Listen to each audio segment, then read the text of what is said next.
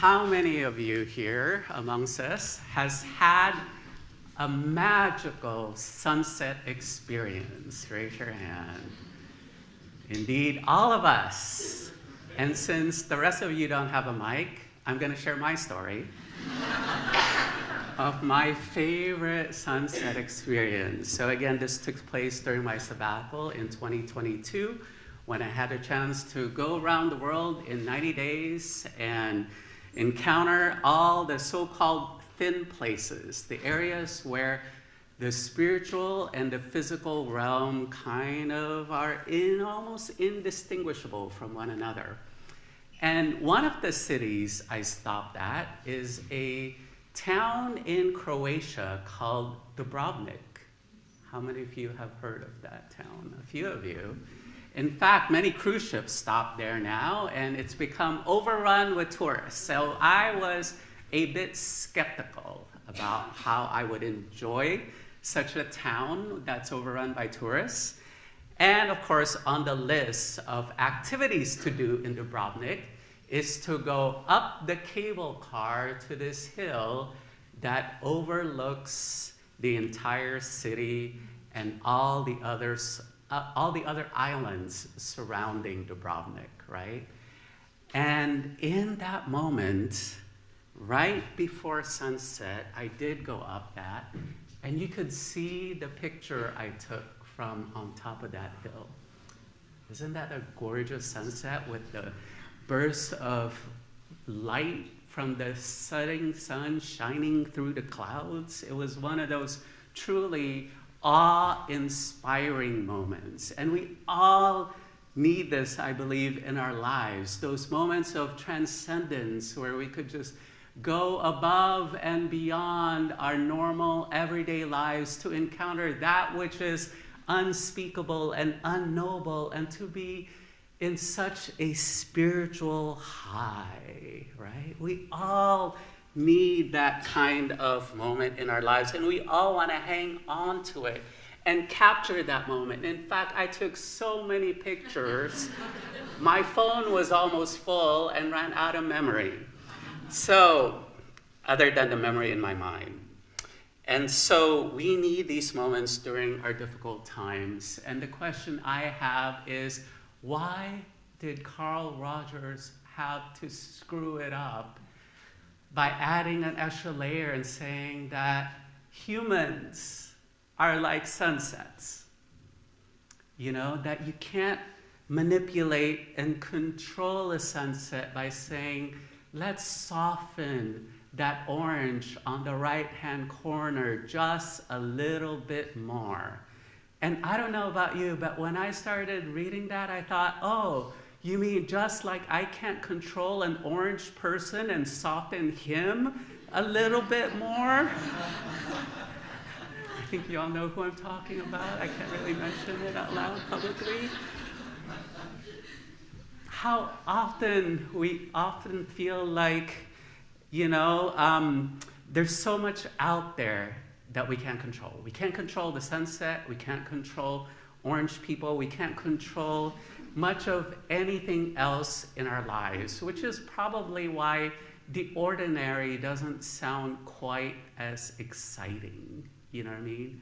That in fact, these days, as we read the news more and more, the ordinary kind of sucks, right? That it's more awful than it is awesome to live with our human condition these days. And so I love how our reading by Omid Safi talks about the difference between the extraordinary and the ordinary. So for him, extraordinary means, again, that there's this sensory overload, transcendence, ecstasy, and high are the words that he uses.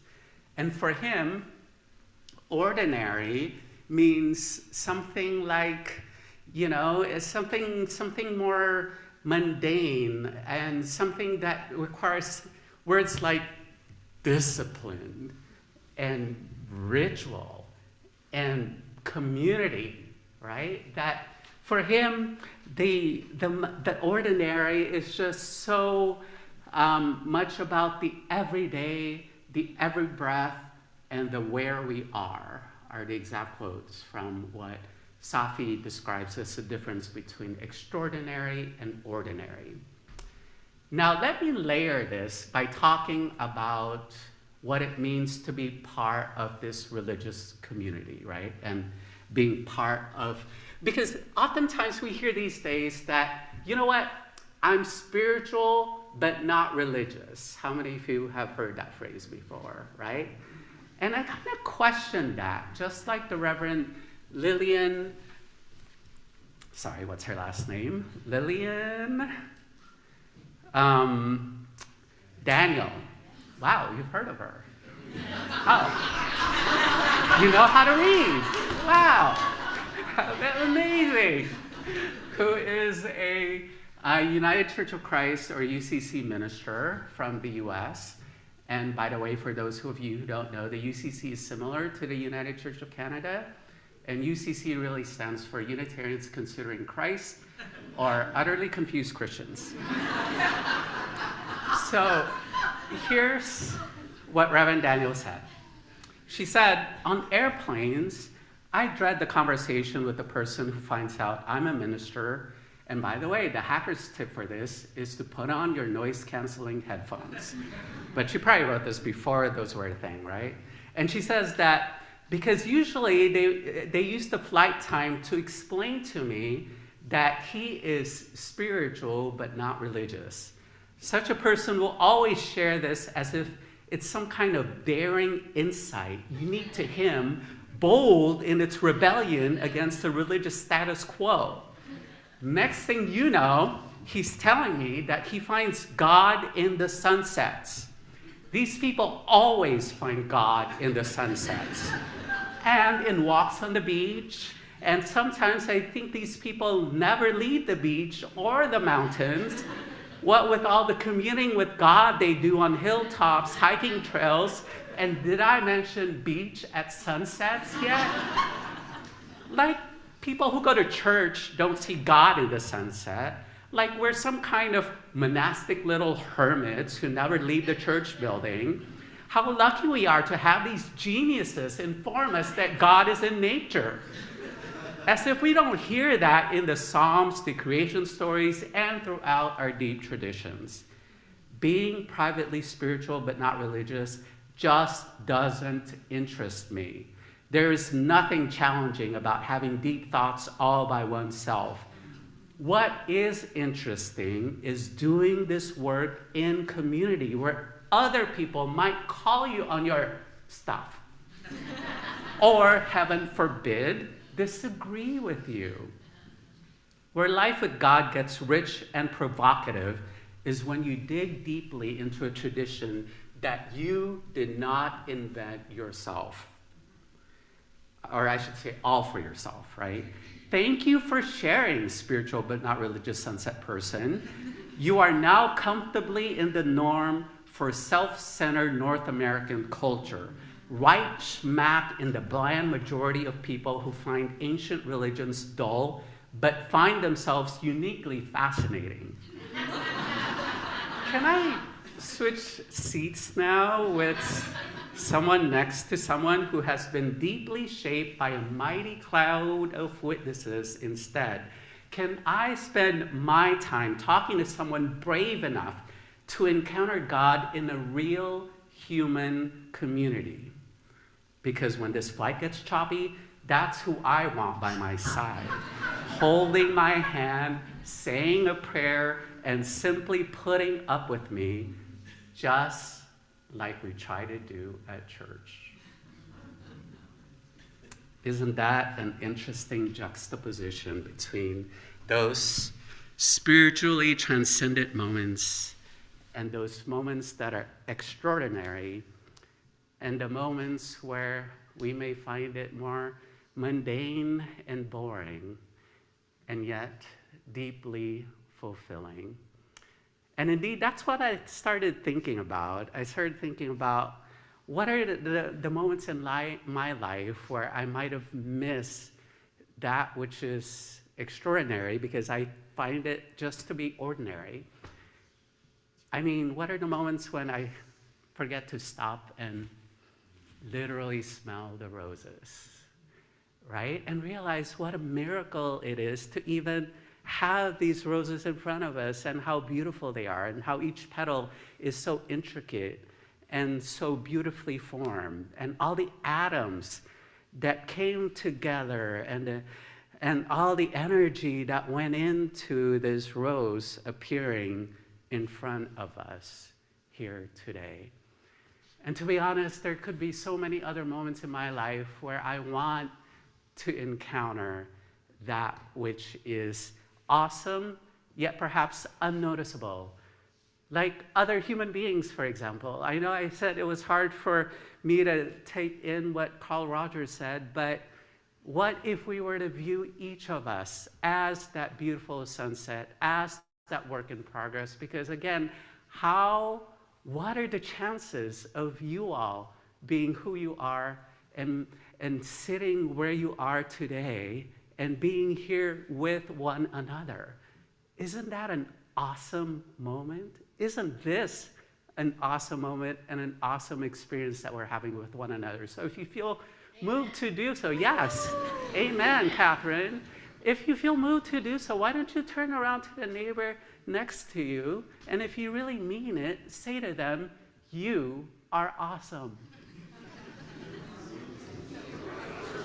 You are awesome, Alexa.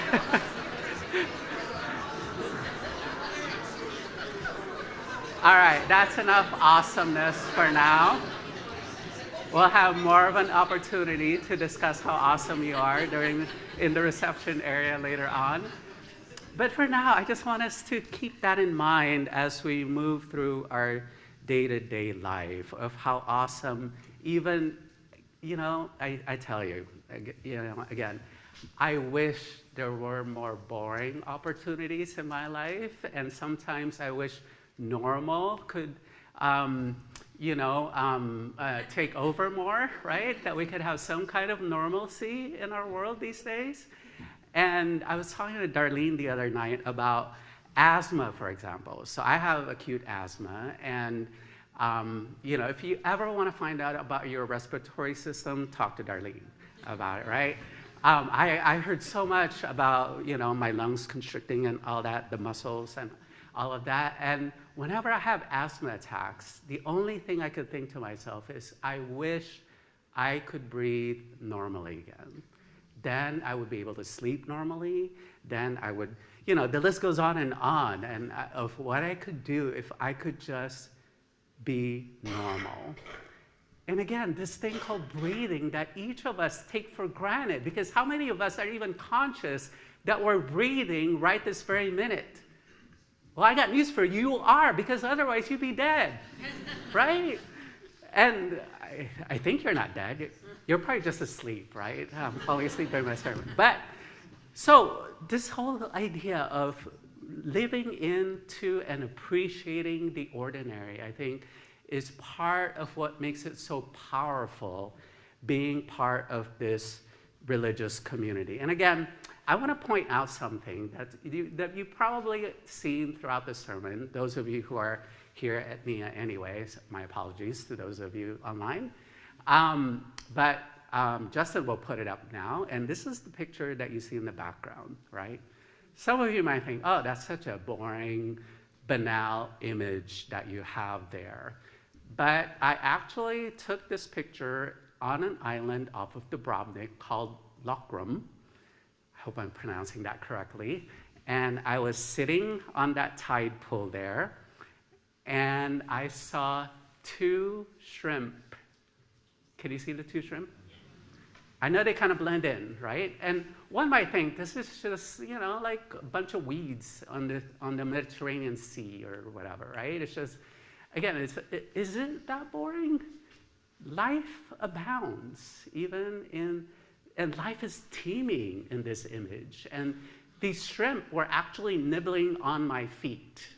I don't know what gross thing there was for them to munch on and chew on, but they were interacting with me the whole time, which is what makes it so fascinating, that They're a part of me, I'm a part of them. And it just takes a little bit of noticing to find out what is so extraordinary about the ordinary.